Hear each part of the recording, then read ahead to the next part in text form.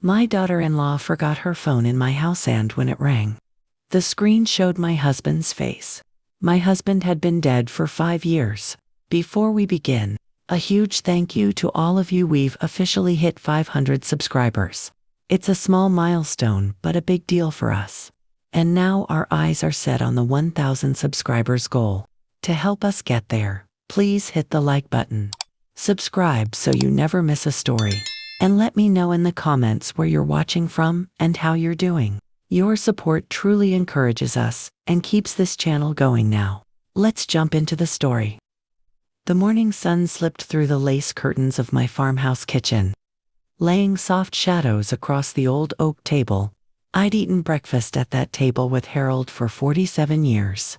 Even now, at 70, I still poured 2 cups of coffee most mornings before remembering there was only one of me left.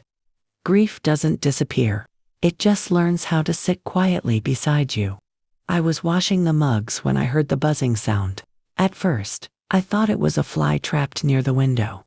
Then it buzzed again, sharp, mechanical. A phone vibrating on the sideboard near the front door. "Hello?" I called out, wiping my hands on my apron. No answer. Rachel, my daughter-in-law, had left barely 20 minutes earlier after her usual Tuesday visit. She never missed a Tuesday. Always polite. Always polished. Always just a little too perfect. The phone buzzed again. I walked over, my knees aching, and glanced down at the screen. My breath stopped. Harold was smiling back at me. Not a photo I'd ever seen before. He looked younger somehow, happier. He was wearing a purple shirt I didn't recognize, standing in a place I couldn't place. The image was attached to an incoming text. My hands began to shake as I lifted the phone. The message read, "Tuesday again. Same time. I'm counting the minutes until I can hold you." The timestamp said 9:47 a.m. Just moments ago. The room tilted. I grabbed the edge of the sideboard to steady myself. Harold had been gone for 5 years. So why was someone texting my daughter-in-law, using my dead husband's photo? I should have put the phone down. I knew that. Privacy mattered. Boundaries mattered. But that was my husband's face. And something deep inside me whispered that if I didn't look now, I might never know the truth. With trembling fingers, I unlocked the phone. And that was the moment my entire life began to unravel. Because the first message I read wasn't the worst one. And what I discovered next would change everything I thought I knew about my marriage, my family, and my husband's death. I stood there staring at Rachel's phone like it might explode in my hands. The contact name was saved as a single letter, T. No last name, no email, just one letter. My heart pounded as I opened the message thread. It didn't start last week. It didn't start last year. It went back years. I scrolled slowly, each swipe feeling heavier than the last. "Can't wait to see you tomorrow. Wear the purple dress, I love it on you. Thank you for last night. You make me feel alive again." Alive? That word hit me like a slap. Because during those same years, Harold had been tired, distant, complaining about pain, saying age was catching up to him. And here he was telling another woman he felt alive. Then I saw a message that made my chest tighten. "Your husband suspects nothing. We're safe. Your husband. My son, Michael." I sank into the chair by the door. The same chair Harold had carved for me decades ago. My hands were numb, but I kept scrolling. The tone of the messages changed over time. Early ones were careful, secretive. Later, they became bold, reckless. Same place as always. The cabin. Make sure she doesn't see us. She's sharper than she looks. Me? They were talking about me. My stomach twisted as I scrolled further back, and then I saw it. A message sent just 3 months after Harold's funeral. "I still have some of his clothes at the cabin. Should I get rid of them?" The reply came seconds later. "No, keep them.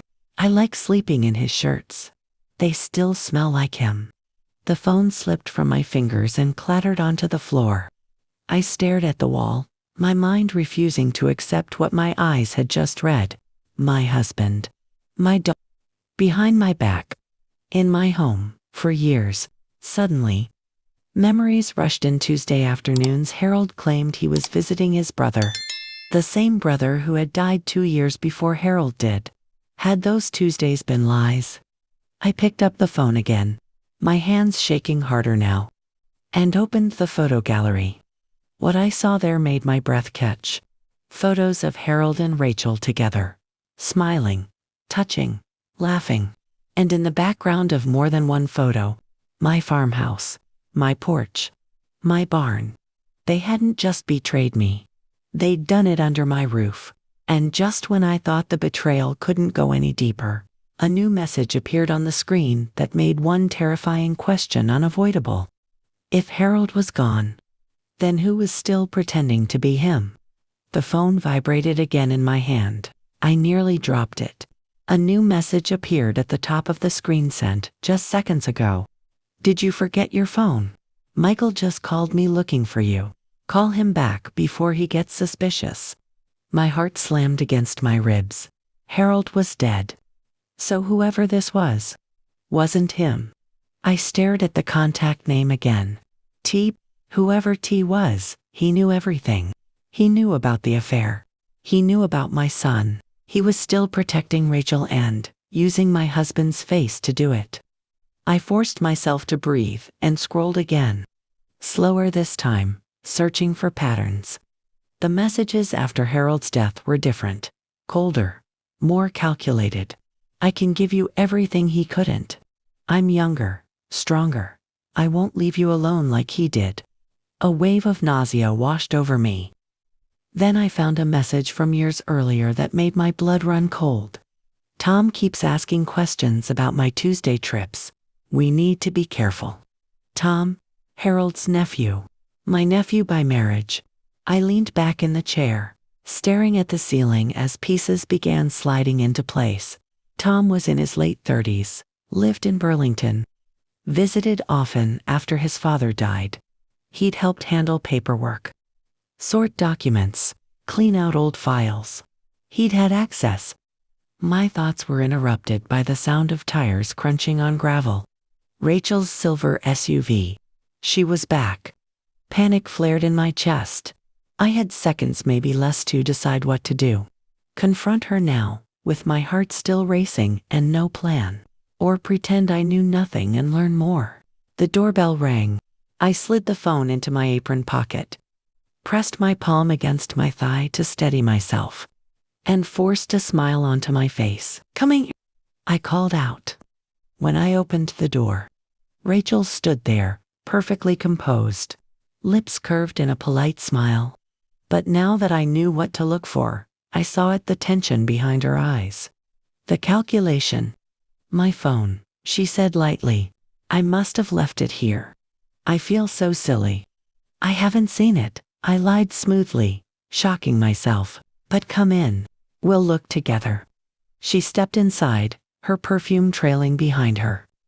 The same perfume I'd smelled on Harold's shirts years ago. As she searched the kitchen, opening drawers, checking counters, I watched her carefully. Her eyes flicked just once toward my apron pocket. She knew, or at least, she suspected. Well, she said finally, forcing a laugh. If you find it, call me, okay? After she left, I locked the door and leaned against it, my legs trembling. The grieving widow was gone. In her place stood someone else entirely. Someone who understood one thing clearly. This wasn't just an affair. It was a conspiracy. Because that evening, my son showed up at my door, and what he told me next confirmed my worst fear. Rachel wasn't just betraying us. She was preparing to destroy us. That evening, I was still sitting at the kitchen table when the front door opened without a knock. Only one person did that. Mom. Michael stepped inside, his face pale, his jacket still on. He looked like he hadn't slept in days. What's wrong? I asked, even though my chest already knew the answer. He dropped into the chair across from me and rubbed his face with both hands. I think Rachel is having an affair. For a moment, The irony almost made me laugh. Almost. What makes you think that? I asked carefully. She disappears every Tuesday, he said. Always has an excuse. Yoga, groceries, visiting a friend. But I checked our bank statements. No gym charges. No grocery receipts. Nothing. His voice cracked. I feel like I'm losing my mind. I reached for his hand. You're not. He looked up sharply. You know something. I stood, walked to the couch, and pulled Rachel's phone from where I'd hidden it. I set it gently on the table between us. She left this here this morning, I said. I shouldn't have looked, but I did. Michael stared at the phone like it was a live wire. What's the code? Ethan's birthday. His hands shook as he unlocked it. I watched his face change as he read. Confusion, disbelief, then horror. Dad, he whispered. She was with Dad. I nodded. The sound he made, then half sob, half gasp, will haunt me forever. How long? He asked. Years, I said softly. And it didn't stop when he died. Michael stood and began pacing. This is insane. This is sick. And who is T? I think it's Tom, I said. Your cousin? Michael froze. Tom. He helped handle Uncle George's estate. He was around all the time. I know. He ran a hand through his hair.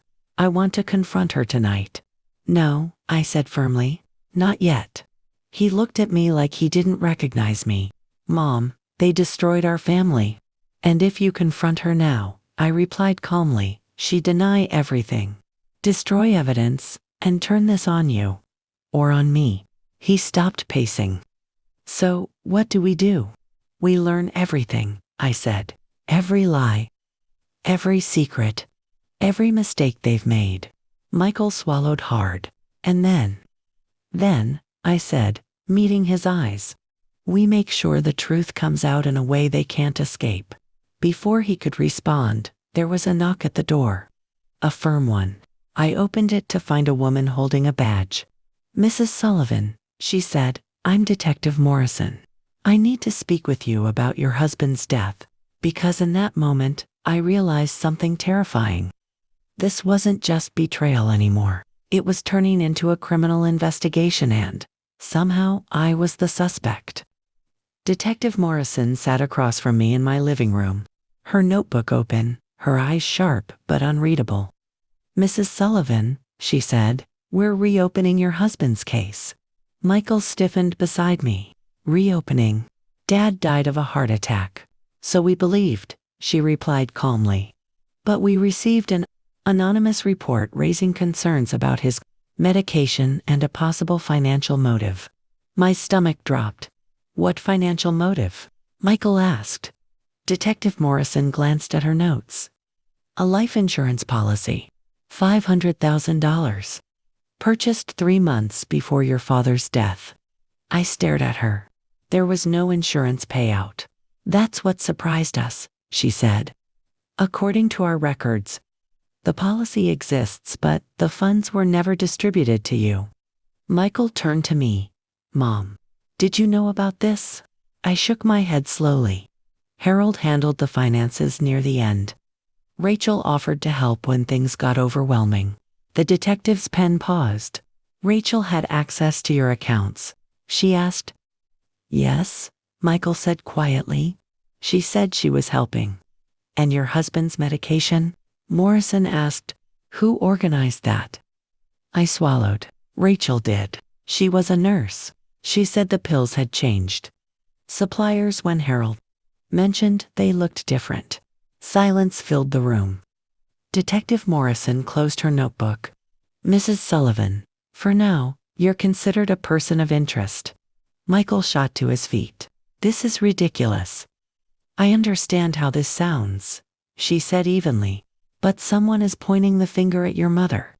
And the details are specific. After she left, the house felt colder. She's framing you, Michael said. Rachel is setting you up. And Tom is helping her, I added, which means this goes deeper than we thought. Michael looked at me. What do we do now? I hesitated. then pulled Rachel's phone back out. There's a message from tonight. She's meeting T same place as always. Michael's jaw tightened. The cabin? Yes.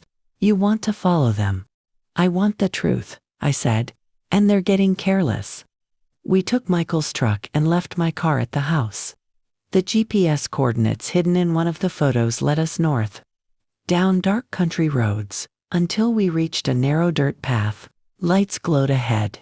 Rachel's SUV was parked beside another vehicle. Michael whispered, "That's Tom's truck." We crept closer, hearts pounding, and stopped outside a small cabin by the lake.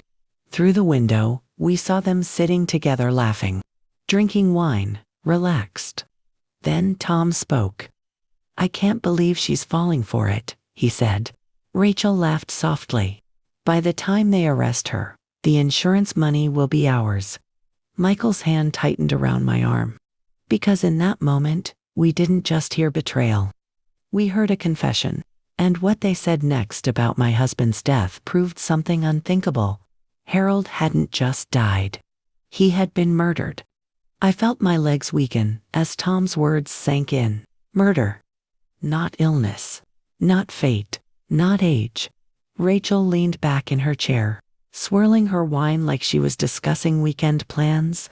"The pills worked exactly as planned," she said calmly. "Slow enough to look natural. Fast enough to be permanent." Michael's breathing turned shallow. I could feel his anger vibrating through his arm. "They'll arrest her soon," Tom said with a smirk. "Once they do, the insurance company won't question anything." Widow kills husband from Money classic story. I pressed my hand over my mouth to stop myself from making a sound. Rachel laughed. "And when Maggie's gone, Michael will fall apart. Divorce will be easy. Half his assets, plus the insurance. We'll be free." That was enough. Michael pulled out his phone, hands shaking, recording everything. A twig snapped under his boot, and Rachel's head snapped toward the window. "Did you hear that?" she asked sharply. Tom stood. Probably an animal. But Michael was already stepping back, pulling me with him. We hurried to the truck and drove straight to the police station. Detective Morrison listened to the recording in silence. When it ended, she exhaled slowly. "That's probable cause. Enough to act." By morning, everything moved fast. Rachel and Tom were arrested at the cabin. The insurance documents were seized. A toxicology review confirmed poison consistent with Harold's symptoms. The trust Tom had created was exposed as fraud. Rachel stared at me as they led her away. Her eyes cold, calculating, still convinced she'd outsmarted everyone. "You think you've won," she said quietly. "No," I replied. "I survived." The trial came and went. Rachel pleaded guilty to second-degree murder. Tom to conspiracy and fraud. The insurance money was returned every dollar. Michael divorced Rachel. Ethan moved in with us. On quiet mornings now, I still sit at the same oak table. I still pour coffee, just one cup this time. Grief still lives with me. But so does clarity. I learned something late in life, something Rachel never understood. Age doesn't make you weak. It makes you dangerous. Because when you've lost almost everything, fear loses its power. And if someone ever thinks they can lie, manipulate, and destroy an old woman without consequences, they'd better be very wrong. Because I fought back. If this story touched your heart, tell me in the comments, what city are you watching from? Don't forget to like, subscribe, and share this story so more people remember. No matter how old you are, it's never too late to stand up for yourself.